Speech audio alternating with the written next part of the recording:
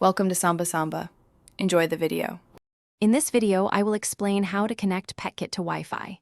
First, ensure your Petkit device is powered on and placed within a few meters of your Wi-Fi router for optimal signal strength. Next, download the official Petkit application from your mobile device's app store. Once installed, open the app and either register for a new account or log in with your existing credentials. This initial setup is crucial for a smooth connection process. Now, open the Petkit app and tap on the Add Device option. You will then need to select your specific Petkit model from the list provided. It is very important to confirm that your home Wi-Fi network operates on a 2.4 GHz frequency, as most Petkit devices require this. Finally, accurately enter your Wi-Fi password into the designated field.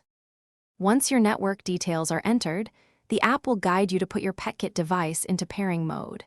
This usually involves pressing and holding a button on the device for a few seconds. Look for the indicator light to begin flashing, which confirms it is ready to connect. The Petkit app will then automatically search for and establish a connection with your device. If you encounter any issues, try restarting both your Petkit device and your Wi-Fi router. Also, double-check that your mobile phone is connected to the exact same 2.4 GHz Wi-Fi network as your Petkit device. For optimal performance, keep your Petkit device within a 10-meter range of your router. These simple steps often resolve common connection problems. Thanks for watching. Consider subscribing if we helped you.